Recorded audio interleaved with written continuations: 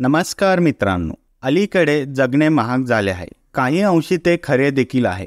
पूर्वीच्या काळात भाजी भाकरी 2 वेळचे अन्न मिळणाऱ्यांना देखील श्रीमंत संबोधले जायचं. काळ बदलला, शिक्षण बदलले, नोकऱ्या आल्या आणि त्यासोबत पैसा देखील आला आणि त्याच्यासोबत खर्च देखील आला. लाईफस्टाईल सुधारायचे, रिच लाईफस्टाईल जगायचं ध्येय झाल्यामुळे पैशाला खूप महत्त्व निर्माण झाले आहे. पैसा येतो पण त्याच वेगाने तो खर्चही होतो. किंबहुना पगार आहे तो पण पुरत नाही आणि भविष्यात काही अचानक अडचणी आल्या, आजारपण आलं, गाडी, घर, मुलांचा खर्च, यासाठी पैसे आणायचे कुठून हा प्रश्न लोकांना सतत सतावत राहतो. अशा वेळी गरज असते ते योग्य ठिकाणी पैसे बचत करण्याची. बचत करूनच आपण खूप सारे पैसे साठवू शकतो. बऱ्याच जणांची तक्रार असते की बचत करण्या इतपतही पैसे त्यांच्याकडे राहत नाहीत. महिन्याचे बिल, रेशन, पाणी बिल, मोबाईल रिचार्ज, प्रवासी खर्च, मुलांचे खर्च आणि बरेच काही खर्च येतात. त्यामध्ये सगळा पगार संपून जातो व परत पुढच्या महिन्याच्या पगाराची तारखेची वाट पाहावी लागते.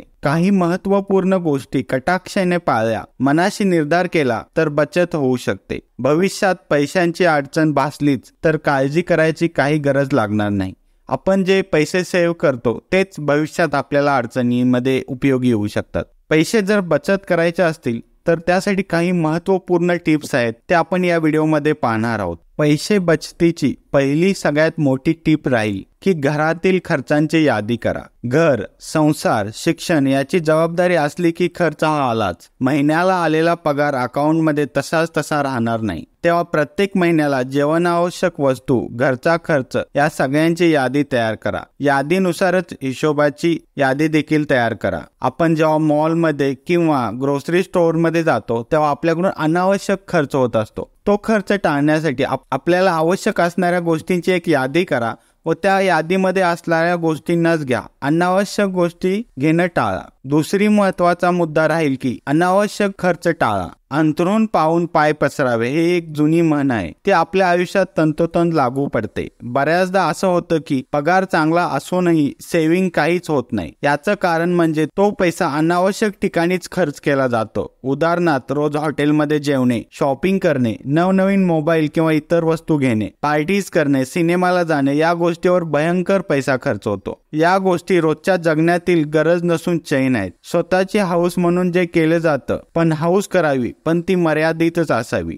महिन्यातून एकदा बाहेर जेवणे, पार्टी करणे योग्य आहे. अगदीच गरज असेल तर मोबाईल सारख्या वस्तूवर पैसे खर्च करावे, पण तेही गरज असेल तेवढेच. विनाकारण शो ऑफ करण्यासाठी अगदी 50,000 पर्यंत मोबाईल घेणं टाळावे. प्रत्येक महिन्याला शॉपिंग करणे गरजेचं नसते, तेव्हा हाही पैसा वाचू शकतो. यासाठी अनावश्यक खर्चांची यादी काढून तो खर्च टाळण्याचा प्रयत्न करावा. यानंतरचा मुद्दा राहील की ठराविक रक्कम बचत अकाउंटमध्ये टाकणे. जीवन आवश्यक वस्तूंच्या व अनावश्यक खर्चाची यादी काढल्यावर एकंदरीत एक अंदाज येईल की किती आपण पैसे वाचवू शकता किंवा महिन्याच्या पगारातून किती रक्कम बाजूला ठेवू शकता. सुरुवातीपासूनच बचतीची सवय असेल तर फार त्रास होणार नाही. पगार हातात येण्याआधीच अमुक एक रक्कम किंवा पगाराच्या 10% रक्कम बचत म्हणून बाजूला ठेवण्याची सोय करा. बचतसाठी दुसरे अकाउंट काढून पगार झाल्यावर आधी ती रक्कम त्या अकाउंटमध्ये ट्रान्सफर करावी. जर दुसरे अकाउंट नसेल किंवा काढायचे नसल्यास सॅलरी अकाउंटमध्येच ठराविक रक्कम बचत म्हणून ठेवावी व आर्थिक आपत्तीशिवाय त्याला हात न लावण्याची काळजी घ्यावी. सुरुवातीला 10% रक्कम बचत करावी. 6 महिन्यांनी 15% पर्यंत जावं व जमेल तशी ती रक्कम वाढत जावी. ही रक्कम आपल्याला भविष्यात नक्कीच उपयोगी येईल. यानंतरचा महत्त्वाचा मुद्दा राहील की आपण टॅक्स सेव्हिंग फंडमध्ये गुंतवणूक करावी. रोजच्या जीवनातील बऱ्याच गोष्टीसाठी व वस्तूसाठी टॅक्स द्यावा लागतो. हा टॅक्स जर वाचवायचा असेल तर PPF, ETF सारखे टॅक्स सेव्हिंग फंड्स उपलब्ध आहेत. योग्य ती माहिती काढून त्यामध्ये पैसे गुंतवणूक करावे. टॅक्स तर वाचेलच, पण सर्वात महत्त्वाचे तुमच्या कष्टाच्या पैशाची गुंतवणूक होऊन काही काळाने ते तुम्हाला योग्य रिटर्न देतील. यानंतरचा महत्त्वाचा मुद्दा राहील क्रेडिट कार्डचा वापर टाळावा. डिजिटल दुनियेत डिजिटल पेमेंट करण्याचा पर्याय उपलब्ध झाल्यामुळे ऑनलाईन ऑफलाईन शॉपिंग सोपी झाली आहे, पण यामुळे तोटा देखील झाला आहे. पैसा हातातून न जाता तो कार्डमधून जातो. त्यामुळे खर्च नक्की कसा किती होतो याची जाणीव होत नाही. खरेदी करण्याचे किंवा खर्चाचे भान देखील आपल्याला राहत नाही. या उलट जेव्हा कॅशने पैसे दिले जातात तेव्हा किती खर्च होतोय, पैसे जात आहे त्याचे भान राहते. कुठे खर्च करणं योग्य आहे व कुठे खर्च करणं अयोग्य आहे हे कळतं. गरज की हौस याचे भान राहते. त्यामुळे खर्च करताना जास्तीत जास्त कॅशचा वापर करावा. खिशातील नोटा कमी झाल्याचे जाणवले की खर्च आपोआप आटोक्यात येतो. ऑनलाईन शॉपिंग टाळावे. सणासुदीला ऑफरला बळी पडून अनावश्यक खर्च करणे टाळावे. क्रेडिट कार्डच्या ऑफर आपल्याला जरी चांगल्या दिसत असल्या तर त्या आपल्याकडून जास्तीत जास्त खर्च करून घेतात. यानंतरचा महत्त्वाचा मुद्दा राहील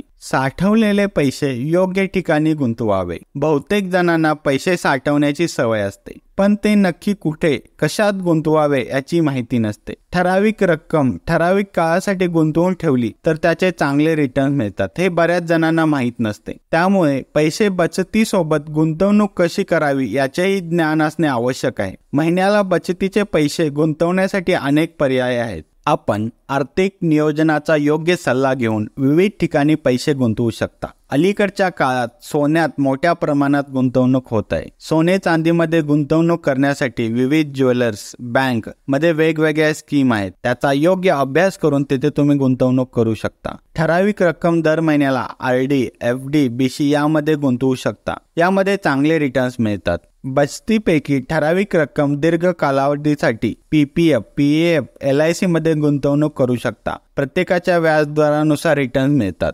mutual fund, SIP, share market तसेच बँकेतील गुंतवणुकीसाठी अनेक स्कीम उपलब्ध असतात. शेअर मार्केट, म्युच्युअल फंड मध्ये रिस्क असते, पण योग्य तो अभ्यास करून आपण तिथे चांगली गुंतवणूक करून चांगले रिटर्न मिळवू शकता. अशा प्रकारे योग्य नियोजन केल्यास कमी पगारात देखील उत्तम बचत करून भविष्यातील आर्थिक नियोजन तुम्ही करू शकता. बचत हीच भविष्यातील अडचणीच्या काळात उपयोगी येऊ शकते. धन्यवाद.